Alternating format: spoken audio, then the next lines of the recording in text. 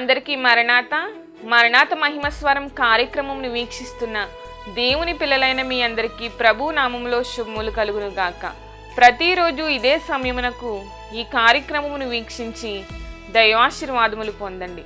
ఇప్పుడు pastor Samuel Sundar Reddy గారు దేవుని వాక్య వర్తమానమును అందిస్తారు. శ్రద్ధగా ఆలకించండి. సమస్యకు పరిష్కరించే శక్తి కలిగిన దేవుని వైపు చూడు. సమస్య వైపు చూడొద్దు, శోధన వైపు చూడొద్దు, వేదన వైపు చూడొద్దు, వ్యాధి వైపు చూడొద్దు. వీటిని తీసివేసేటటువంటి వాడు ఒక్కడే, ఆయనే ప్రభు అయిన యేసు క్రీస్తు.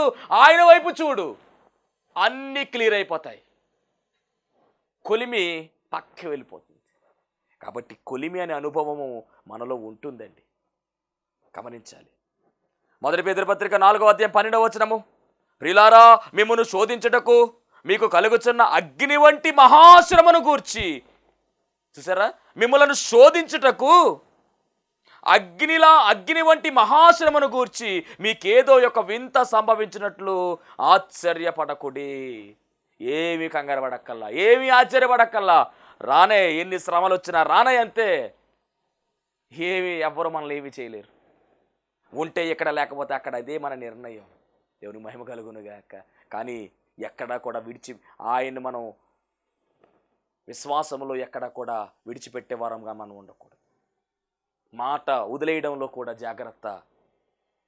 ఏం దేవుడో, ఏమైపోయాడో, ఏం చేస్తున్నాడు, ఈ మాటలు మనం అనవలసిన వారము కాదు. ఎందుకంటే ఆయన మనకు తోడుగా ఉన్నాడు.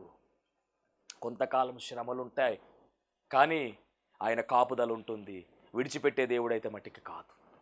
ఏదేమైనప్పటికీ ఇనుప కొలిమిలోనికి వెళ్ళిన తరువాత ఈ కుండ గట్టిపడి, అది చక్కగా పెయింటింగ్ వేయబడి, అలంకరింపబడి వినియోగంలోనికి వచ్చినట్టుగా మనము కూడా ఈ శ్రమ అనేటటువంటి అనుభవము నుంచి, కొలిమి అనేటటువంటి అనుభవములో నుంచి బయటకు వచ్చిన తర్వాత గట్టిపడిపోతాం. గట్టిపడినటువంటి మనము, అద్భుతమైనటువంటి విశ్వాసిగా మలచబడినటువంటి మనము, క్రీస్తుకు సాక్షులుగా మార్చబడినటువంటి మనము అలంకరించబడతాం. ఈ అలంకరణ ఎలాంటి అలంకరణ అంటే బాహ్య అలంకరణ కాదు. అలంకరణ ఆత్మీయ అలంకరణ, దేవుడిచ్చేటటువంటి అలంకరణ, పరిశుద్ధ అలంకరణ ధరించుకుని మనము మందిరానికి వెళ్ళాలి. ఈ పరిశుద్ధ అలంకరణ ఏమిటి అంటే కనుక ఆత్మకు సంబంధించినటువంటి అలంకరణ. దేవుడు పై రూపాన్ని చూసేవాడు కాదాయన, నీ ఆత్మను చూస్తున్నాడు ఆయన, నీ ఆత్మీయతను చూస్తున్నాడు ఆయన, నీ ఆంతరంగిక స్వభావాన్ని ఆయన చూస్తూ ఉన్నాడు ఆయన. కాబట్టి ఈ అలంకరణలన్నీ కూడా దేవుడిస్తాడు మనకు. పరిశుద్ధమైనటువంటి అలంకరణ, పరిశుద్ధాత్మ దేవుని యొక్క వరములే అలంకరణ. ఆయన నీకు తలంతులు ఇస్తాడు, వరములు ఇస్తాడు. ఆయన వరములతో నిన్ను బలమైన సాధనంగా వాడుకుంటాడు. ఎప్పుడు అంటే కొలిమి అనేటటువంటి అనుభవంలో నీవు ఉండి బయటికి వస్తేనే, ఆ అనుభవంలోనే మనం మలచబడాలి, గట్టిగా మార్చబడాలి. మరి ఇలా ఏర్పడినటువంటి ఈ కొండలు గమనించండి, మనమే ఆ కొండ అయి ఉన్నాము. బైబిల్ గ్రంథములో కొన్ని కొండల గురించినటువంటి చరిత్ర, తయారైపోయినటువంటి ఈ కొండ వట్టిగా ఉండకూడదండి. ఏమవ్వాలంటే వినియోగంలోనికి రావాలి. అలా పరిశుద్ధ గ్రంథములో ఉన్నటువంటి కొన్ని కొండల గురించి ఈరోజు మనం ఆలోచన చేద్దాం. వినియోగంలోనికి వచ్చినటువంటి కొండలు, మనము కూడా కొండగా తయారయ్యాం. ఇప్పుడు ఈ కొండ ఏమవ్వాలంటే వినియోగపరచబడాలి. అనగా పనికొచ్చే పాత్రగా దేవుడు మనల్ని చేశాడు. కాబట్టి మన వంతు బాధ్యతగా మనము కూడా ఆయన పనిలో పాత్రలుగా వాడబడాలి. అలా వాడబడినటువంటి కొండలలో మొదటి కొండ ఏమిటి అంటే నీళ్ల కొండ. లూకాసు వార్త 22వ అధ్యాయము, లూకాసు వార్త 22వ అధ్యాయము 10వ వచనాన్ని చూద్దాం. ఆయన, ఇదిగో మీరు పట్టణములో ప్రవేశించినప్పుడు నీళ్ల కొండ మోసుకొని పోవచ్చున్న యొక్కడు మీకు ఎదురుగా వచ్చును. అతడు ప్రవేశించు ఇంటిలోనికి అతని వెంట వెళ్ళి. గమనించండి, నీళ్ల కొండ మోసుకొని పోవచ్చున్న ఒక వ్యక్తి మీకు ఎదురుగా వచ్చును. అంటే నీళ్ల కొండ అనేటటువంటి ఒక కొండ ఇక్కడ మనకు కనబడుతూ ఉంది. గమనించండి, ఈ కొండ ఎందుకు, ఈ కొండ తయారు చేయబడినటువంటి ఈ కొండలోకి ఏమొచ్చినాయి అంటే ఇప్పుడు నీళ్లు వచ్చాయి. నీళ్ల కొండగా మార్చబడింది ఈ కొండ. నీళ్లతో నింపబడినటువంటి కొండగా కనబడుతూ ఉంది. ఈ సందర్భం ఏమిటి అంటే యేసుక్రీస్తు ప్రభువారు శరీరధారిగా ఈ లోకంలో ఉన్నప్పుడు ఆయన చివరిగా పస్కాను భుజించడానికి ఏర్పాటు చేయబడినటువంటి ఆ యొక్క గదిని గురించినటువంటి చరిత్ర ఇక్కడ మనం చూసిన సందర్భంలో కనపడుతుంది. ఆయన గురువారం రోజున పస్కా భుజించాలి, పస్కా పండుగ ఆచరించి పస్కాను భుజించి శుక్రవారం రోజున ఆయన ఏమవుతూ ఉన్నారంటే బలియాగమవుతూ ఉన్నాడు. పస్కా పశువుగా ఆయన వధకు సిద్ధమవుతూ ఉన్నాడు. గురువారం సాయంకాలము అనగా గమనించాలి, ఆ రోజే రాత్రి మొదలైపోయింది, అంటే శుక్రవారం వచ్చేస్తుంది. ఆ రోజు పస్కా పశువుగా ఆయన సిద్ధపడాలి. అంతకన్నా ముఖ్యంగా పస్కా పండుగ ఆయన ఆచరించాలి. పస్కా పండుగ ఆచరించడానికి ఒక గది కావాలి. శిష్యులు అడుగుతూ ఉన్నారు, అయ్యా పస్కా పండుగ ఆచరించడానికి ఎక్కడ సిద్ధం చేయమంటావు, పస్కాను ఎక్కడ సిద్ధం చేయమంటావు అని శిష్యులు ఆయన అడుగుతూ ఉన్న సందర్భం ఇది. అలా అడిగినప్పుడు యేసుక్రీస్తు ప్రభువు వారు చెబుతున్నటువంటి మాట గమనిద్దాం. 22వ అధ్యాయం 7వ వచనం. పస్కా పశువును వధింపవలసిన పులియని రొట్టెల దినము రాగా యేసు పేతురును యోహానును చూచి, గమనించండి, పేతురును యోహానును ఆయన చూచి, మీరు వెళ్ళి మనము భుజించుటకే పస్కాను మన కొరకు సిద్ధపరచుడని వారిని పంపెను. అంటే పేతురు యోహాను వెళుతూ ఉన్నారు. గమనించాలి, చాలా జాగ్రత్తగా ఆలోచన చేద్దాం. ఇద్దరు శిష్యులను ఆయన పంపుతూ ఉన్నాడు. ఒకరు పేతురు అయితే రెండవది యోహాను. ఈ పేతురు యోహాను అనేటువంటి వీరు యేసుక్రీస్తు ప్రభువు వారు శిలువ యజ్ఞ యాగం ముందు వీరు వెళుతున్నటువంటి ఈ కార్యము పస్కాను సిద్ధపరిచేటటువంటి కార్యము. చాలా లోతైనటువంటి మాట ఇక్కడ కనబడుతూ ఉంది. ఇదే పేతురు యోహాను తరువాతి కాలములో చేసిన సేవా పరిచర్య అద్భుతము. ఈ పేతురు యోహాను అద్భుతమైన పరిచర్య చేయగలిగారు. ఈ పేతురు అనేటటువంటి ఈయన మాట్లాడుతూ ఉంటే 3,000 మంది సంఘములో చేర్చబడినట్టుగా, ఈయన మాట్లాడుతూ ఉంటే 5,000 మంది తరువాత పర్యాయము చేర్చబడినట్టుగా, అలాగే అనేక చోట్ల ఈయన ద్వారా దేవుడు అద్భుత ఆశ్చర్య కార్యాలు జరిగించారు. అంత మాత్రమే కాదు, ఈ పేతురు అభిషేకముతో నింపబడి మాట్లాడే సమయములో అద్భుతముగా ఈయన వాక్కు ఉన్నట్టుగా మనం చూస్తున్నాం. దేవునికి మహిమ కలుగును గాక. దేవుని అభిషేకంతో మాట్లాడాడండి. గమనించాలి, పేతురు నడుచుకుంటూ వెళుతూ ఉంటే, పేతురు నీడ రోగుల మీద పడుతూ ఉంటే ఆ రోగులు కూడా లేచిన వారుగా కనబడుతున్నారు. అంటే పేతురు నీడలో కూడా దేవుడు స్వస్థత అనే వరాన్ని అనుగ్రహించాడంటే ఈ పేతురుని దేవుడు ఎలా వాడుకున్నాడు గమనించండి. అద్భుతమైనటువంటి వాడకం. అలాగే యోహాను జీవితం మనం పరిశీలన చేస్తే ప్రపంచానికి చిట్ట చివరి గ్రంథాన్ని భవిష్యత్తు గ్రంథముగా అనుగ్రహించిన విధానములో యోహాను ఒక పాత్రగా వాడబడ్డాడండి. యోహాను ద్వారా దేవుడు రాయించాడు పరలోకము యొక్క భాగ్యము, పరలోకము ఏ విధముగా ఉంటుందో దాని వైభవం అంతా కూడా చూపించి రాయించిన విధానం మనం చూస్తున్నాం. ఎంత గొప్ప అద్భుతం అంటే ఈ ప్రణాళిక.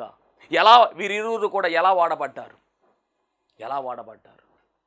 ఇదంతా మనం పరిశీలన చేస్తే యేసుక్రీస్తు ప్రభువు వారు మరణించిన తరువాత, తిరిగి లేచి ఆయన పునరుద్ధానమైన తర్వాత వారి సేవ పెరిగింది స్థాయి. మరి ఆయన ఇంకా శిలువ మరణం అవ్వకముందు వీరిద్దరిని ఎక్కడికి పంపుతున్నాడంటే పస్కా విందుకు గది సిద్ధపరచడానికి వీరిద్దరిని దేవుడు పంపుతున్నాడు. వీరిద్దరూ చేసిన కార్యం మనందరికీ బాగా తెలుసు. అపోస్తల కార్యగ్రంథం 3వ అధ్యాయములో పుట్టి కుంటివాడిని లేవనెత్తినటువంటి ఆ అద్భుతము గమనించండి, మహా అద్భుతం. ఆ అద్భుతములో వీరిద్దరూ ఉంటారు.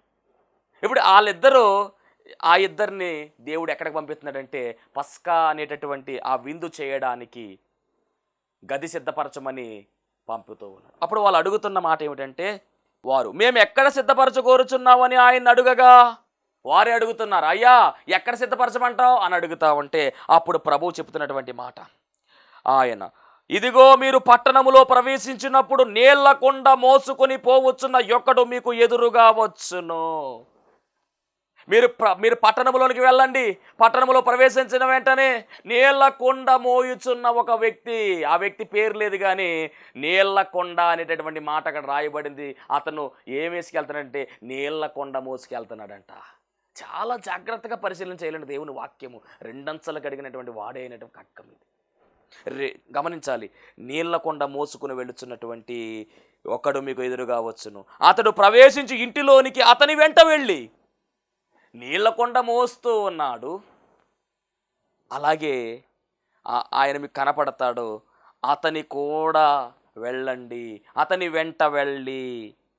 అంటే అడ్రస్ ఎలా చెప్తున్నాడంటే నీళ్ల కొండ ఒక అడ్రస్గా మారిపోయింది. అతని వెనకాల వెళ్ళండి.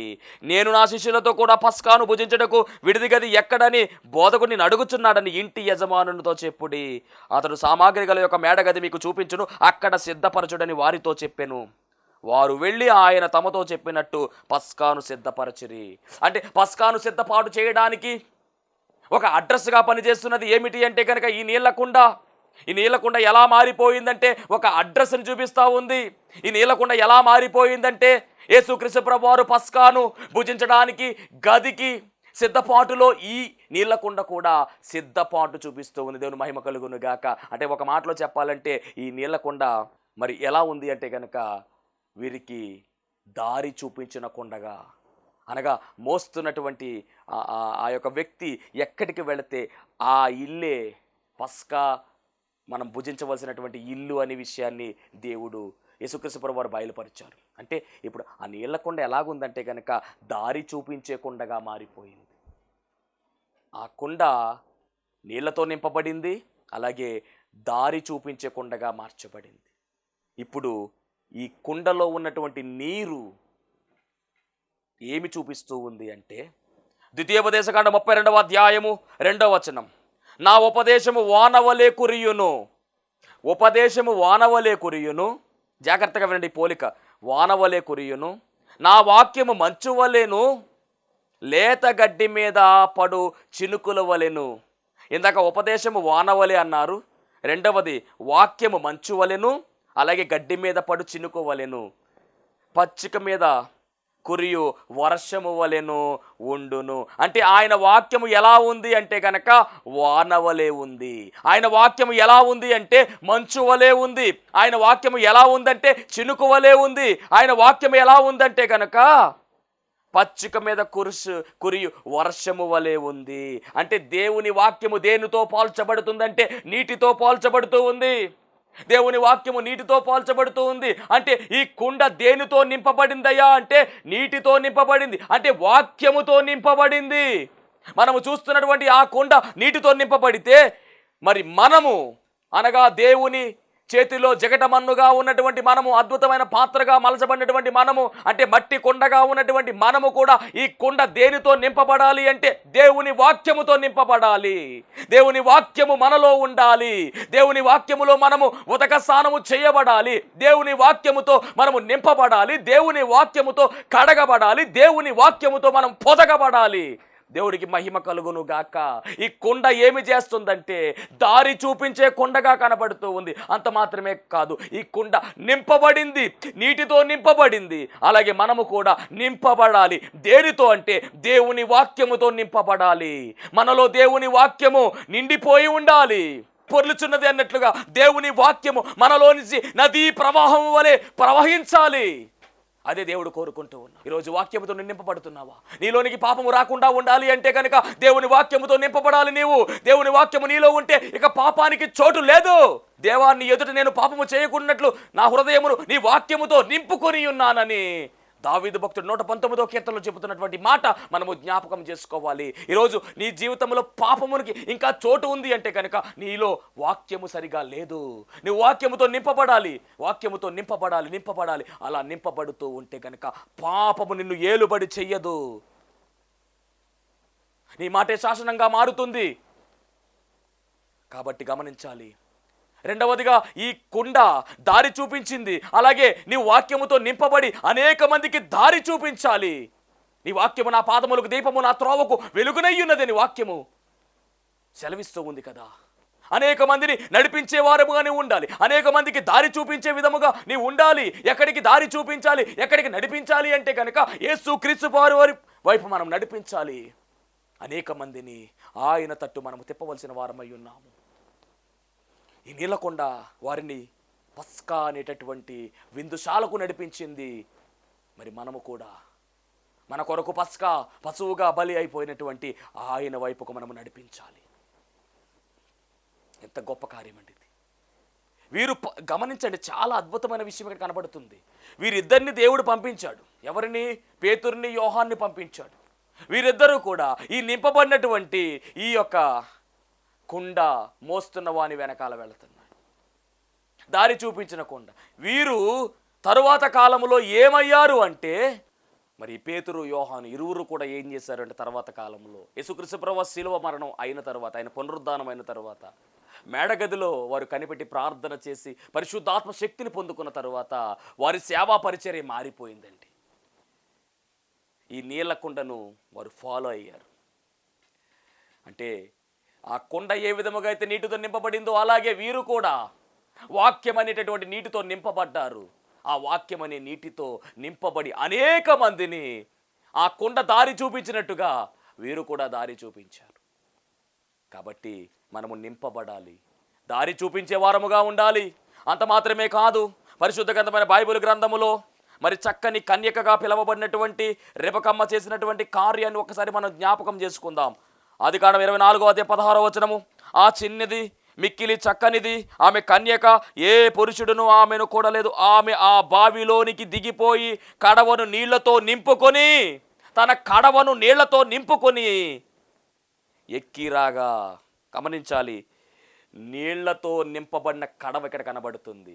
ఆమెను కడవ నింపుకుంది. అంత మాత్రమే కాదు, ఎలియాజరు అడిగాడు, అమ్మా దాహానికి కొన్ని నీళ్ళు ఇవ్వమ్మా అంటే ఆమె అంటుంది కదా, నీకు దాహానికి నీళ్ళు ఇస్తాను, నీ ఒంటెలకు కూడా నీళ్లు పోస్తారని చెప్పేసి మరి ఎలియాజరుకు నీళ్ళు ఇవ్వడం మాత్రమే కాదు కానీ ఒంటెలకు కూడా నీళ్లు పోసింది. చూసారా? అంటే నింపబడినటువంటి ఈ కడవ, నింపబడినటువంటి ఈ కుండలో ఉన్నటువంటి నీరు అనేక మందికి ఇచ్చే వారముగా మనం ఉండాలి. అంటే వాక్యముతో నింపబడాలి. అంత మాత్రమే కాదు, ఈ వాక్యాన్ని వెదజల్లే వారముగా మనం ఉండాలి. దేవుని సువార్త పనిలో బలమైన రీతిగా మనం వాడబడాలి. మన సాక్ష్యాన్ని మనం పంచుకోవాలి, దేవుని వాక్యాన్ని మనం పంచాలి, దేవుని ప్రేమను గురించి మనం మాట్లాడాలి, దేవుని ఔన్నత్యం గురించి మనం మాట్లాడాలి, దేవుని యొక్క గొప్పతనం గురించి మనం ప్రకటించాలి. మన జీవితంలో దేవుడు చేసిన కార్యాలను, ఆయన కలిగిన ప్రణాళికను మనము తెలియజేయవలసిన వారమై ఉన్నాము. నింపబడాలి, అనేక మందిని నడిపించాలి, అనేక మందికి దారి చూపించే వారముగా ఉండాలి.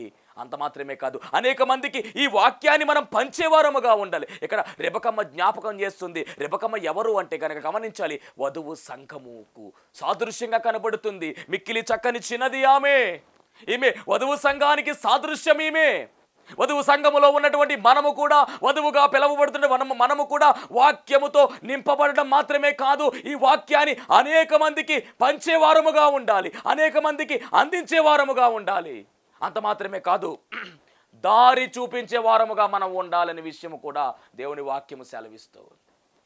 మరి నీ కుండ అనగా ఈ దేహం అనేటటువంటి ఈ కుండ, ఈ మట్టి కుండ దేనితో నింపబడింది? ఓ యవన బిడ్డలారా, యవనస్తులారా, వింటున్నారా? మీ దేహము దేనితో నింపబడింది? దేవుని వాక్యముతో నింపబడాలి. నా గిన్నె నిండి పొర్లుచున్నది అన్నట్లుగా నింపబడాలి. నీ మనస్సు అంతా కూడా దేవుని వాక్యముతో నింపబడాలి. దేహమంతా కూడా దేవుని వాక్యముతో నింపబడాలి. నీ దేహముతో దేవుని మహిమపరచాలి. ఈ దేహము దేవుని యొక్క ఆలయమై ఉన్నది. వ్యర్థమైనటువంటి వాటి యందు మనస్సు ఉంచక, వ్యర్థమైనటువంటి వాటిని మనస్సులో ఉంచక, వాటిని బయటకు తీసివేసి దేవుని వాక్యముతో నీ దేహాన్ని నింపు. నీ జీవితంలో దేవుడు అద్భుతాలు జరిగిస్తాడు, ఆశ్చర్య కార్యాలు జరిగిస్తాడు. నేను బలమైనటువంటి సాధకంగా దేవుడు వాడుకుంటాడు. అంత మాత్రమే కాదు, పరలోక రాజ్యములో, నిత్య రాజ్యములో ఆయనతో ఉండే గొప్ప ధన్యత దేవుడు నీకు అనుగ్రహిస్తాడు. దాంట్లో ఏమాత్రము తిరగలేదు. ఎప్పుడు అంటే దేవుని వాక్యముతో మనము నింపబడాలి. అనేక మందికి ఆ వాక్యాన్ని పంచేవారముగా ఉండాలి. అనేక మందికి దారి చూపించే వారముగా ఉండాలి. ఇది నీళ్ల కుండ అనుభవం. ఇది నీ కుండ, నీళ్ల కుండగా వాక్యం అనేటటువంటి నీటితో నింపబడాలని ఈరోజు దేవుని వాక్యం సెలవిస్తుంది. రెండవదిగా మనం గమనిస్తే నూనె కుండ. ఈ సందర్భాన్ని మనం పరిశీలన చేస్తే 2వ రాజుల గ్రంథములో ఈ మాటలు రాయబడ్డాయి. 2వ రాజుల గ్రంథం 4వ అధ్యాయం 2వ వచనములో ఈ నూనె కుండ కనబడుతుంది. ఇందాక నీళ్ల కుండ గురించి మాట్లాడుకుంటే ఇప్పుడు నూనె కుండ గురించి చెప్పబడింది. ఈ నూనె కుండ దేన్ని చూపిస్తూ ఉంది? 4వ అధ్యాయం 2వ వచనం పరిశీలన చేస్తే, ఎలీషా, నా వలన నీకేమి కావలెను? నీ ఇంటిలో ఏమి ఉన్నదో అది నాకు తెలియజెప్పుమనెను. అందుకామె, నీ దాసురాలనైన నా ఇంటిలో నూనె కుండ ఒకటి ఉన్నది. ఇది నూనె కుండ, అది నీళ్ల కుండ, ఇది నూనె కుండ. ఈ సందర్భం మనందరికీ తెలుసు. ఒక స్త్రీ, ఒక ప్రవక్త యొక్క భార్య, గమనించాలి, ప్రవక్తల శిష్యులలో ఒకనిగా పిలువబడినటువంటి ఒక వ్యక్తి ఉన్నాడు. ఆ వ్యక్తి చాలా మంచోడు. సడన్గా చనిపోయాడు. అప్పులు చేశాడు, సడన్గా చనిపోయాడు. అతనికి 2 పిల్లలు. చనిపోయిన వెంటనే అప్పులవాడు ఇంటి మీద పడ్డాడు. వచ్చి ఆ బాకీ తీర్చమని మరి అతని భార్యను ఇబ్బంది పెడుతూ ఉన్నాడు. అనరాని మాటలు అంటూ ఉన్నాడు. ఆ సమయంలో ఆ బిడ్డలను చూచి ఆమె బాధపడుతూ ఉంది. అప్పుడు ఆ అప్పులవాడు అంటున్నాడు కదా, ఇదిగో నువ్వు ఎలాగ అప్పులు తీర్చడం కష్టం, కానీ ఒక పని చేయి. అదేమిటంటే నీ 2 బిడ్డలు నాకు ఇచ్చే, వారి చేత పని చేయించుకుంటాను, అలా బాకీ తీరిపోతుంది అని ఆ అప్పులవాడు ఈమెతో చెప్పడం జరిగింది. ఈమె దానికి ఒప్పుకోలేదు. ఏదోలా బాకీ తీరుస్తానయ్యా అని చెప్పి మొత్తం మీద బతిమలాడుకుంది. ఆ అప్పులవాడు వెళ్ళిన తర్వాత ఈమె ఏమి చేస్తుందంటే డైరెక్ట్గా ఎలీషా అనేటటువంటి దైవజను దగ్గరికి వెళ్ళి, అయ్యా నా పరిస్థితి ఇదయ్యా, అప్పుల బాధలో నేనున్నానయ్యా, నా పరిస్థితి ఇదయ్యా, నా 2 బిడ్డలను కూడా అప్పులవాడు ఇచ్చేయమంటూ ఉన్నాడయ్యా, నా భర్త ఎవరో నీకు తెలుసు, అతను మీ దగ్గర చేసినటువంటి శిష్యుడే, కాబట్టి నాకు దయచేసి ఏదైనా పరిష్కారం చెప్పయ్యా అని మరి ఈ దైవజనుని అడగ్గా, దైవజను అంటున్న మాట ఏమిటంటే, అమ్మా నీ ఇంటిలో ఏముందమ్మా అని అడిగితే, నా ఇంటిలో నూనె కూడా తప్ప ఏమీ లేదు అని చెప్తే, అప్పుడు ఆయన అంటున్న మాట, నీవు బయటకు పోయి నీ పొరుగువారి ఇంటికి దగ్గరికి వెళ్ళు, వారందరినీ కూడా పాత్రలు అడిగి వాటన్నిటిని కూడా గదిలో పెట్టు, నీవు నీ కుమారులు గదిలోనికి వెళ్ళండి, తలుపు వేయండి, నీ దగ్గర ఉన్న నూనె పాత్ర ఏదైతే ఉందో కొండ, ఆ కొండను వంచండి అని చెప్పేసి ఒక పని చెప్పాడు. ఆ పాత్రలంటే నూనె పోసి నిండినవి ఒక తట్టున ఉంచమని ఆమెతో సెలవేయగా, ఆమె మొత్తానికి మరి ఆ కుమారులు పంపించి ఆ యొక్క వీధిలో ఉన్నటువంటి వారందరి పాత్రలు కూడా సేకరించి, ఆమె ఒకసారి పాత్రలు ఇవ్వండి మరలా మీకు ఇచ్చేస్తామని చెప్పేస్తే, మొత్తం మీద అందరూ పాత్రలు ఇస్తే ఈ కుమారులు ఆమె కలిసి గదిలోనికి వెళ్ళి తలుపు వేసి మొత్తానికి ఏం చేస్తున్నారంటే, ఆ ఉన్నటువంటి నూనె కొండ పాత్రలన్నీ గమనించాలి, ఆమె అతని యొద్ద నుండి పోయి తానును కుమారులు లోపల నుండి తలుపు మూసి కుమారులు తెచ్చిన పాత్రల్లో నూనె పోసెను. అంటే వారి ఇంటిలో ఉన్నటువంటి ఆ నూనె కొండ వంచుతూ ఉంటే బయట నుంచి తెచ్చినటువంటి పాత్రలన్నీ కూడా ఏమైనాయి అంటే నిండిపోయినాయి. ఇంకా నూనె ధారాళంగా వస్తుందట. ఇక్కడ మనకు గమనిస్తే కనుక పాత్రలని నిండిన తర్వాత ఇంకా పాత్రలు తెమ్మని ఆమె తన కుమారులతో చెప్పగా, వారు అంటున్నారు, మరి ఏమీ లేవమ్మా, అన్ని పాత్రలు నిండిపోయినాయి. అంటే పాత్రలన్నీ నింపేసిందండి ఈ నూనె. ఒకప్పుడు ఈ నూనె కుండ ఎలా ఉంది అంటే కొంచెం నూనెతో ఉన్నటువంటి కుండ, ఆ ఇంటిలో ఉన్నటువంటి నూనె కుండే. కానీ దైవజనుడు చెప్పిన తరువాత ఆ బయట ఊరిలో ఉన్నటువంటి పాత్రలన్నీ నింపేటటువంటి నూనె ఎలా వచ్చింది కొండలోనికి, చాలా జాగ్రత్తగా గమనించాలి. అప్పటి వరకు ఆ యొక్క నూనె తక్కువగానే ఉంది, కానీ దైవజనుడు చెప్పిన తర్వాత నూనె ధారాళంగా వచ్చేసింది ఆ కొండలోనికి. ఎంత వచ్చింది అంటే గనక బయట నుంచి తెచ్చిన పాత్రలన్నీ, ఖాళీ పాత్రలన్నీ కూడా నింపబడ్డాయి. నా గిన్నె నిండి పొరులుచున్నదని ఆశీర్వాదం అక్కడ కనబడుతుంది. ఎలా సాధ్యం ఇది? ఎంత గొప్ప అద్భుతం అండి. నూనె వచ్చిన తర్వాత, పాత్రలు నిండిన తర్వాత నూనె నిలిచిపోయినట్టుగా రాయబడింది. అప్పుడు ఆమె ఆ నూనె అమ్మి అప్పులన్నీ తీర్చి ఆ తర్వాత మిగిలిన దానితో తన జీవనాన్ని కొనసాగించినట్టుగా రాయబడింది. ఆమెకున్న కష్టాలన్నీ తొలగిపోయినాయి. ఈ కుండ నూనె కుండ. మరి ఈ కుండ నూనెతో నింపబడిన కుండ. ఈరోజు నీ దేహము కూడా, మరి మన శరీరము అనే కుండ దేనితో నింపబడాలంటే నూనెతో నింపబడాలి. ఇందాక నీటితో నింపబడినటువంటి కుండ, నీళ్ళ కొండ చూసాం. ఇప్పుడు నూనె కొండ ఏమిటి అంటే కనుక, నూనె దేనికి సాదృశ్యం అంటే పరిశుద్ధాత్మకు సాదృశ్యం. నీ కుండ నిండా ఏముండాలంటే, నీ కుండ నిండా ఏముండాలంటే నూనె అనగా పరిశుద్ధాత్మతో నింపబడాలి, వాక్యముతో నింపబడాలి, 2 పరిశుద్ధాత్మతో నింపబడాలి. గమనించాలి. కొరత లేని ఆత్మతో నీవు నింపబడాలి. దేవుని అగ్ని అభిషేకముతో నీవు నింపబడాలి. మేడగదిలో జరిగింది అదే. ఈ అనుభవం నీలోనికి రావాలి అంటే తలుపు వేయబడాలి. ప్రార్థన అనేటటువంటి తలుపు నీవు తీయాలి. అనగా గదిలోనికి వెళ్ళి తలుపు వేసినట్లయితే ఖచ్చితముగా దేవుని కార్యం మనం చూస్తాం. గదిలోనికి వెళ్ళి తలుపు వేసి రహస్యమందు చూచున్న నీ తండ్రికి ప్రార్థన చెయ్యము, రహస్యమందు చూచు నీ తండ్రి నీ ప్రార్థనకు ప్రతిఫలం ఇచ్చును అని మత్తయి సువార్త 6వ అధ్యాయం 6వ వచనం మనం చూస్తూ ఉన్నాము. కాబట్టి ఈ అనుభవం మనలో ఉండాలి. వీరు ఏమి చేశారంటే గదిలోనికి వెళ్ళి తలుపు వేసి ప్రార్థన చేస్తూ ఉన్నారు. అప్పుడు జరిగింది మహా అద్భుతము. ఎక్కడ ఇద్దరు ముగ్గురు నా నామమున కూడి ఉంటారో వారి మధ్యలో ఉంటారని వాగ్దానం చేసినటువంటి దేవుడు పరిశుద్ధాత్మగా ఆయనే దిగి వచ్చాడు. ఆత్మదేవుని అభిషేకం అక్కడ జరిగింది. మేడగదిలో కూడా అదే జరిగింది. 120 మంది కూడా ఎడతెగక ప్రార్థన చేస్తూ 10 రోజులు ప్రార్థన చేశారు. ఆ ప్రార్థన ఫలితమే బలమైనటువంటి అభిషేకము. అగ్ని 4 విభాగించబడి గొప్ప శబ్దముతో ఆయన దిగి వచ్చి వారి మీద వరాలగా ఒక్కొక్కడు కూడా అన్య భాషలు మాట్లాడుతూ ఉన్నారు. నింపబడ్డారు ఆత్మతో. అదే అనుభవం మనలోకి రావాలంటే మీలో ప్రార్థన అనేటటువంటి అనుభవం ఉంటే ఖచ్చితముగా పరిశుద్ధాత్మ అనే అనుభవంలోనికి మీరు వస్తారు. అంటే నీ యొక్క కుండ దేనితో నింపబడాలంటే పరిశుద్ధాత్మతో నింపబడాలి. అంటే నీ జీవితంలో ప్రార్థన అనే అనుభవము కూడా ఉండాలి. ఈ అనుభవంలో మనం ఉండాలి. నీళ్ళతో నింపబడాలి, దారి చూపించాలి, అనేక మందిని ఆయన తట్టుకు నడిపించాలి, అనేక మందికి ఆ నీటిని పంచేవారముగా అనగా వాక్యాన్ని పంచేవారంగా మనం ఉండాలి. నూనె కొండ అంటే పరిశుద్ధాత్మనే అగ్ని అభిషేకముతో మనము నింపబడాలి. నింపబడాలంటే ప్రార్థన అనే అనుభవం మనలో ఉండాలి. మరి ఈ కుండ, నీటి కుండ, నీళ్ల కుండ, అలాగే రెండవది నూనె కుండ ఉండే అనుభవంలో మనం అందరము కూడా ఉండాలి. గొప్ప కొమ్మరి చేతిలో మనము పాత్రలుగా ఉన్నాం. ఆయన పరమ కొమ్మరి అయి ఉన్నాడు. మనము జగటమంటి వారమే అయినప్పటికీ మనలను అద్భుతమైన పాత్రలుగా మలచారు గనుక ఈ పాత్రలు ఆయన పరిచర్యలో బలముగా వాడబడాలి. అంత మాత్రమే కాదు, నిత్య రాజ్యములో మనము ఆయన దగ్గర మనం అందరము కూడా నిలిచిపోయే ధన్యత, అట్టి రాకడ అంతస్తు దేవుడు మనందరికీ అనుగ్రహించును గాక.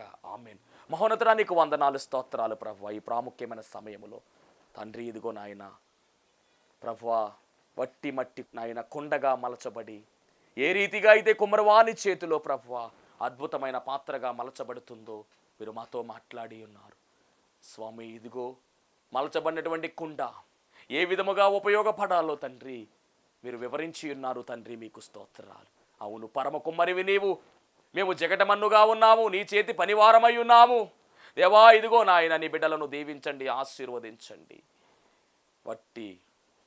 మట్టిగా ఉన్నటువంటి మమ్ములను తండ్రి పనికొచ్చే పాత్రలుగా మలచివేసిన తండ్రి నీకు స్తోత్రాలు. ఈ పనికి వచ్చే పాత్రలను ప్రభువా నీ సేవలో బలముగా వాడుకోమని నాయన నీ బిడ్డల జీవితంలో ఉన్నటువంటి బాధలు, బలహీనతలు, ఇబ్బందులు, ఇరుకులు, కష్టాలు, నష్టాలు అన్నీ తొలగించి ప్రభువా సమాధానము దయచేసి నీ సాక్షులుగా నిలుపుకోమని త్వరగా పెండ్లి కుమారుడుగా రానయ్యున్న పరమ కుమ్మరిగా ఉన్న యేసు క్రీస్తు వారి నామములో అడిగి వేడుకొనుచున్నాము పరమ తండ్రి.